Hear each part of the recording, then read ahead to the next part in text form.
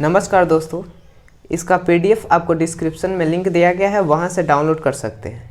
चलिए पहला सवाल देखिए क्या है। कालाहारी मरुस्थल कहाँ अवस्थित है? ये मरुस्थल अफ्रीका महाद्वीप में है, बोत्सवाना में। बोत्सवाना में है। मंगोलिया में एक बहुत ही फेमस मरुस्थल है गोबी मरुस्थल। गोबी मरुस्थल चीन और रूस के सीमा पर है। भारत में एक थार मरुस्थल है। थार मरुस्थल को पाकिस्तान में कहा जाता है चोलिस्तान। चोलिस्तान कहा जाता है पाकिस्तान में। ये सवाल पूछा गया है। 2011 के जनगणना के अनुसार सर्वाधिक लिंगानुपात किस धार्मिक समुदाय का है? लिंगानुपात का मतलब क्या होता है? 1000 पुरुषों पर स्त्रियों की संख्या कितनी है? 1000 पुरुष पर स्त्री की संख्या को ही लिंगानुपात कहते हैं, जो कि सबसे ज़्यादा ईसाई धर्म में है। कितना है ईसाई धर्म का लिंगानुपात? 1006 है। हिंदू का 931 है। मुस्लिम का 936 है। जैन का कितना है? तो 940 है। सबसे कम किसका है? सिख धर्म का। सिख धर्म का कितना है? 893 है। ठीक है। निम्नलिखित में से किस जनजाति में नाता प्रथा प्रचलित है? नाता प्रथा में क्या होता है कि किसी स्त्री का जब विवाह होता है किसी पुरुष से, तो वह उस पुरुष के साथ न रह करके किसी और पुरुष के साथ रहती है। ठीक है, यानी अपने पति के साथ नहीं रहती है, किसी और के साथ रहती है। उसे ही कहते हैं नाता प्रथा, जो कि मीना जनजाति में प्रचलित है। नागा जनजाति नागालैंड में पाया जाता है। भोटिया जनजाति मैक्सिमम जो है वह सिक्किम में पाई जाती है। चक्रवात की स्थिति में चक्रवात के केंद्र में जो दाब होता है वो कैसा होता है? तो चक्रवात के केंद्र में जो दाब होता है वह निम्न दाब होता है, और बाहर वायुमंडल में उस समय उच्च दाब होगा। भोर घाट दर्रा कहाँ है बताओ भाई? भोर घाट और पाल घाट ये दोनों दर्रा है महाराष्ट्र में। निम्नलिखित में से कौन सा विकल्प जो है वो असत्य है? परियोजना और उसके राज्य का मिलान करना है। टिहरी परियोजना उत्तराखंड में, यह जो है बिल्कुल सही है। ठीक है। रिहंद परियोजना उत्तर प्रदेश सही है। मंडी परियोजना जो है वह है हिमाचल प्रदेश में, सही है। गांधी सागर परियोजना राजस्थान में नहीं, यह मध्य प्रदेश में है। मध्य प्रदेश में चंबल नदी पर यह परियोजना स्थित है, गांधी सागर। तमिलनाडु में शरदकालीन वर्षा अधिकांशतः जिन कारणों से होती है वे कौन है? तो देखो भाई, तमिलनाडु में किस कारण से वर्षा होती है? ये हो गया, मान लीजिए हमारा भारत हो गया, ये हो गया हमारा भारत। ठीक है, ये भारत हो गया, दक्षिणी भारत हो गया, इधर हो गया ये तमिलनाडु का क्षेत्र हो गया। इधर से दक्षिण पूर्वी मानसून जाता है और इधर से जा करके ये इधर टकराता है किससे? हिमालय पर्वत से। और हिमालय पर्वत से टकरा कर जब ये लौटता है तो इसे ही हम लोग कहते हैं लौटता हुआ मानसून या उत्तर पूर्वी मानसून। और ये जो मानसून है इधर बंगाल की खाड़ी से होकर के लौटता है और इधर तमिलनाडु में वर्षा होती है, तो इसे ही हम लोग कहते हैं उत्तर पूर्वी मानसून। इसी के कारण तमिलनाडु में वर्षा होता है, जिसे लौटता हुआ मानसून भी कहा जाता है। निम्नलिखित में से कौन सा बाघ अभयारण्य महाराष्ट्र में नहीं है? महाराष्ट्र में नहीं है दांदेली अंशी। ठीक है, ये कहाँ है? तो यह कर्नाटक में है। दांदेली अंशी जो है वो कर्नाटक में है। भारतीय राज्यों में सर्वाधिक सस्य गहनता किस राज्य की है? सस्य गहनता का मतलब क्या होता है? जैसे कि कोई एक ज़मीन का टुकड़ा है, ठीक है, मान लीजिए कि आप इस ज़मीन में एक साल में एक फसल उगाते हो, तो ये सस्य गहनता 1 हो गया। एक साल में आप 2 फसल उगाने लगे तो सस्य गहनता 2 हो गया। एक साल में कोई 4 फसल उगा रहा है तो इसकी सस्य गहनता 4 है। ठीक है, तो उसी पर अब पूछ रहा है कि किस राज्य की सस्य गहनता सबसे ज़्यादा है, यानी कि एक वर्ष में सबसे ज़्यादा कौन सबसे ज़्यादा फसल का उत्पादन करता है खेत में? तो पंजाब जो है, पंजाब, इसकी सस्य गहनता सबसे अधिक है। सेकंड नंबर पे आता है हरियाणा और थर्ड नंबर पे पश्चिम बंगाल आता है। सुंदरगढ़ मैंगनीज उत्पादक क्षेत्र किस राज्य में है? यह है, देखो मैंगनीज उत्पादन में सबसे अग्रणी राज्य कौन है? ओडिशा। और सुंदरगढ़ जो है वो उड़ीसा में ही है। झारखंड में आप याद रखिएगा कि एक हजारीबाग है, हजारीबाग, जो कि मैंगनीज उत्पादन के लिए प्रसिद्ध है। निम्नलिखित में से किस एक के लिए सतारा प्रसिद्ध है? सतारा कहाँ है? महाराष्ट्र में है। सतारा महाराष्ट्र में है और यह प्रसिद्ध है पवन ऊर्जा संयंत्र के लिए। तो आपका ऑप्शन डी करेक्ट है। पहले सफल वैक्यूम पैन प्रक्रिया द्वारा चीनी संयंत्र की स्थापना बिहार में किस वर्ष की गई? चीनी संयंत्र तो ये सबसे पहले 1904 में, ठीक है।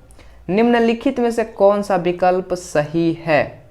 ठीक है, जलप्रपात और नदी का मिलान करना है। डुडुमा जलप्रपात ये घाट प्रभाव पे नहीं है भाई, ये है मुचकुंड नदी पे। किस पे? मुचकुंड नदी पे है, ओडिशा में। दसम कांसी नदी, यह विकल्प सही है, ठीक है। कोलकाता जो है का कोलक जलप्रपात, यह बिहार नदी पे नहीं है, यह बराही नदी पे, बराही नदी पे है, बिहार के नवादा जिला में। चचाई जलप्रपात बराही नदी पे नहीं है, यह है बिहार नदी पे, ठीक है ना, मध्य प्रदेश में है बिहार नदी पे चचाई जलप्रपात। निम्नलिखित में से कौन सा प्राकृतिक पतन है जो ब्रेकवाटर और मोल से घिरा हुआ है?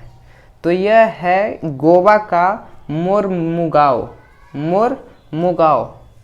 और जो विशाखापत्तनम है यह सबसे बड़ा बंदरगाह है।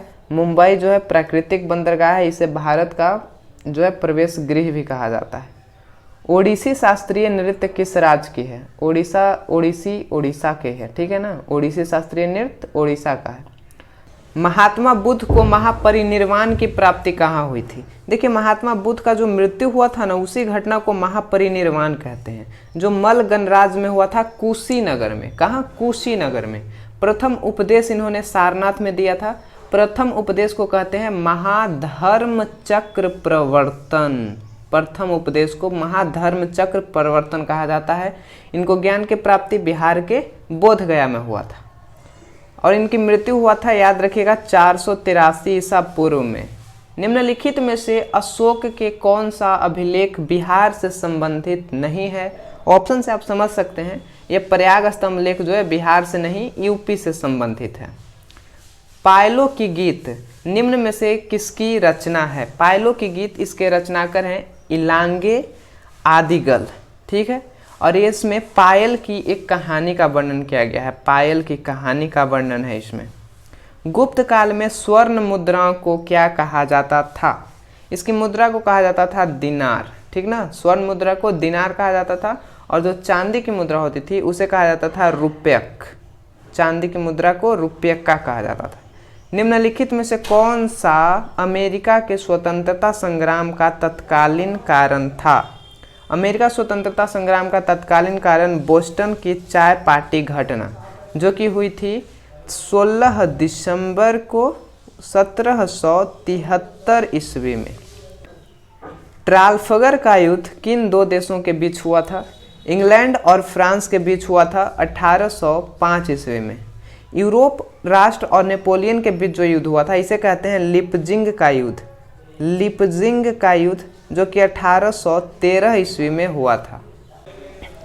मित्र राष्ट्र और नेपोलियन के बीच जो युद्ध हुआ था उसे कहते हैं वाटरलू का युद्ध।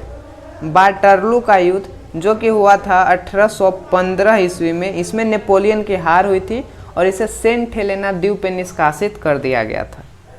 किताब ए नौरस की रचना किस बहमनी शासक द्वारा किया गया था? इब्राहिम आदिल शाह द्वितीय के द्वारा किया गया था। सल्तनत काल में दीवान ए इंसा संबंधित था। सल्तनत काल में दीवान ए इंसा किससे संबंधित था? पत्राचार विभाग से। दान विभाग क्या था? दान विभाग था दीवान ए खैरात। दीवान ए खैरात था दान विभाग, जिसकी रचना फिरोज शाह के द्वारा किया गया था। सैन्य विभाग था दीवान ए अर्ज। दीवान ए अर्ज जिसकी रचना बलबन ने किया था। और कृषि विभाग था दीवान ए कोही, जिसको बनाया था किसने? मोहम्मद बिन तुगलक ने। दीवान ए कोही था कृषि विभाग, दीवान ए कोही। अकबर ने टोडरमल बंदोबस्त की शुरुआत किस वर्ष किया था? इसने टोडरमल बंदोबस्त की शुरुआत 1580 ईस्वी में किया था, ठीक। टोडरमल वित्त मंत्री था अकबर का। बक्सर युद्ध में ब्रिटिश सेनापति कौन था? बक्सर का युद्ध कब हुआ था? 22 अक्टूबर 1764 ईस्वी में हुआ था। भारत का संयुक्त सेना के बीच में और ब्रिटिशों के बीच में, जिसमें ब्रिटिश का सेनापति कौन था? तो वह था हेक्टर मुनरो, ठीक। और भारत की सेना का नेतृत्व शुजाउद्दौला किया था, शुजाउद्दौला। सूर्यास्त कानून का संबंध किससे था? इसका संबंध था सूर्यास्त कानून का अस्थाई बंदोबस्त से, ठीक ना। इसमें अस्थाई बंदोबस्त में क्या था कि सभी जमींदारों को यह कहा गया था कि किसान से लगान वसूल करके सूर्य अस्त होने से पहले जमा करना होगा। जो सूर्य अस्त होने से पहले जमा नहीं करता था उसकी जमींदारी छीन ली जाती थी। इसीलिए इसको कहा जाता था सूर्यास्त कानून, ठीक ना। और इसे ही हम लोग जमींदारी व्यवस्था भी कहते हैं। निम्नलिखित में से भारत की स्वतंत्रता तथा विभाजन से संबंधित कौन सा एक कथन सही नहीं है? तो यह सही नहीं है, पहला सही नहीं है। मार्च 1946 में ब्रिटिश प्रधानमंत्री एटली ने घोषणा किया कि ब्रिटिश द्वारा भारतीयों को सत्ता हस्तांतरण किया जाएगा। यह घोषणा इसी ने किया था, एटली ने, लेकिन 1946 में नहीं किया था, यह किया था 1947 ईस्वी में 20 फरवरी को। दीपावली घोषणा पत्र का संबंध किस वायसराय से था? दीपावली घोषणा पत्र, इसका संबंध है लॉर्ड इरविन से, ठीक ना। लॉर्ड इरविन, जो कि ऑप्शन डी में है। इरविन का कार्यकाल था 1926 से 31 तक। और दिवाली घोषणा पत्र कब आया था? 1929 ईस्वी में, 29 ईस्वी में। वेदांत कॉलेज के संस्थापक कौन हैं? वेदांत कॉलेज की स्थापना राजा राम मोहन राय के द्वारा किया गया था भाई। और कब किया गया था? 1825 ईस्वी में, ठीक है। निम्नलिखित में से कौन युगांतर नामक पुस्तक के रचयिता हैं? युगांतर नामक पुस्तक के रचयिता अरविंद घोष हैं, अरविंद घोष। और इनका कुछ और रचना याद रखिएगा, जैसे कि लाइफ डिवाइन, ठीक, लाइफ डिवाइन और सावित्री। लाइफ डिवाइन और सावित्री अरविंद घोष की रचना है।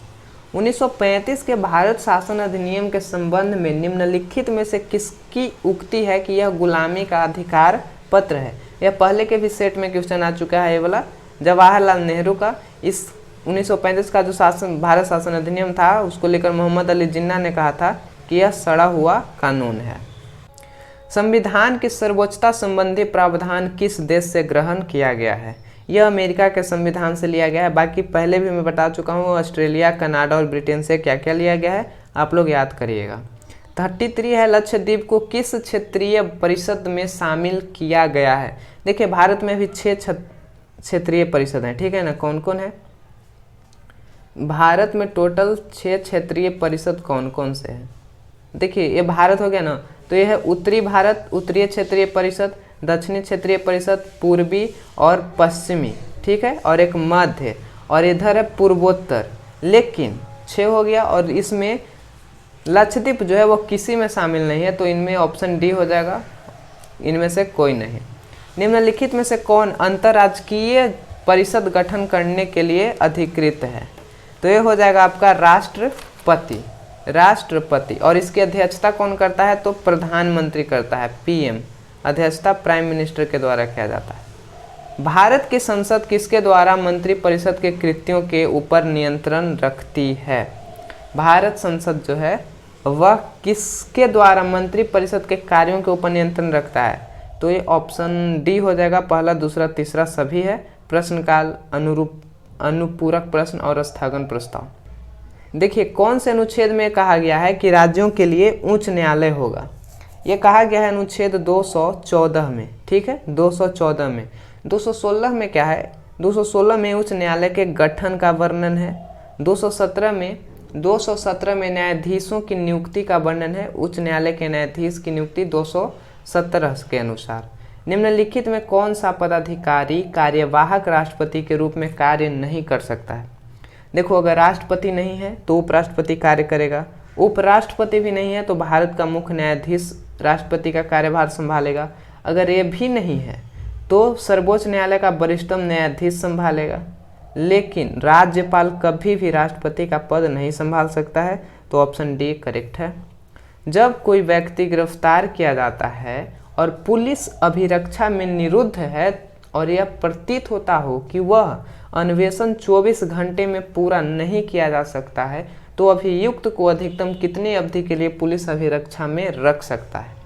तो पुलिस उसे कम से कम या मैक्सिमम 15 दिनों तक कस्टडी में रख सकता है पूछताछ के लिए। विधि के समक्ष संरक्षण का उद्घोष भारतीय संविधान के किस अनुच्छेद में है? तो विधि के समान संरक्षण अनुच्छेद 14 में है। और विधि के समक्ष समानता, ठीक ना, यह ब्रिटेन के संविधान से लिया गया है और विधि के समान संरक्षण अमेरिका के संविधान से लिया गया है। दोनों अनुच्छेद 14 में ही है।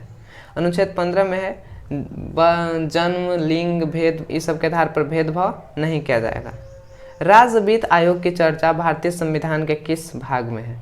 देखिए, राज्य वित्त आयोग इसकी चर्चा अनुच्छेद 243 में है, जो 243 भाग 9 में आता है। तो आपका ऑप्शन नंबर बी हो जाएगा, भाग 9। भाग 6 में क्या आता है? राज्य का शासन। भाग 11 में क्या आता है? केंद्र और राज्य का संबंध। राष्ट्रीय अनुसूचित जाति आयोग कितनी सदस्यीय निकाय है? जो राष्ट्रीय अनुसूचित जाति आयोग है उसमें 5 को सदस्य होता है, ठीक ना, 5। संसद तथा राज्य विधानसभाओं के भंग होने के परिणाम स्वरूप निर्धारित अवधि से पहले होने वाले चुनाव को क्या कहते हैं? तो देखिए, संसद हो, राज्य या विधानसभा कोई अगर भंग हो रहा है और उसके परिणाम स्वरूप जो भंग होने के बाद जो चुनाव होगा उसे कहते हैं मध्यावधि चुनाव, ठीक ना। यानी कि मध्य की अवधि में ही चुनाव हो गया, चुनाव होना था कई सालों के बाद, 2-4 साल बाद, लेकिन बीच में ही चुनाव कराना पड़ा, तो मध्यावधि चुनाव होता है। भारत सरकार के द्वारा ई गवर्नेंस योजना किस वर्ष अनुमोदित किया गया? तो ये किया गया था 2006 ईस्वी में। लोकपाल के अध्यक्ष व सदस्य बनने के लिए न्यूनतम आयु कितनी है? लोकपाल का अध्यक्ष या सदस्य बनने के लिए न्यूनतम आयु 45 वर्ष होनी चाहिए। कितना? 45 वर्ष। राज्यसभा का सदस्य के लिए न्यूनतम 30 वर्ष, लोकसभा के लिए 25 वर्ष, राष्ट्रपति, उपराष्ट्रपति या राज्यपाल के लिए 35 वर्ष। भूमि सुधार किस विषय के अंतर्गत आता है? तो यह राज्य सूची के अंतर्गत आता है। कूच बिहार कप का संबंध किस खेल से है? तो इस कप का संबंध है आपका क्रिकेट से। वॉलीबॉल किस परिसर में खेला जाता है? यह खेला जाता है कोर्ट में, जहाँ खेला जाता है उसे कोर्ट कहा जाता है।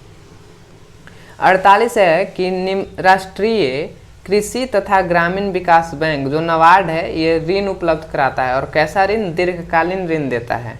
तो इसकी स्थापना किस समिति के सिफारिश पर हुआ था?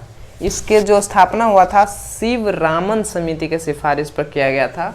और कब किया गया था? 12 जुलाई 1982 ईस्वी में। लेकिन कभी कभी पंचवर्षीय योजना पूछ लिया जाता है कि किस पंचवर्षीय योजना के दौरान हुआ था? तो 6ठी पंचवर्षीय योजना के दौरान हुआ था। भारत में पहली बार ट्रेजरी बिल किस वर्ष निर्गत की गई थी? तो यह सबसे पहले 1917 ईस्वी में। राजस्व घाटा क्या होता है भाई? राजस्व घाटा क्या होता है? राजस्व जो खर्चा है और राजस्व जो इनकम है उन दोनों को घटा दो तो वही होता है राजस्व घाटा। ऑप्शन बी आपका करेक्ट हो जाएगा। तो चलिए भाई, इस वीडियो में इतना ही, मिलेंगे नेक्स्ट वीडियो में, तब तक के लिए जय हिंद।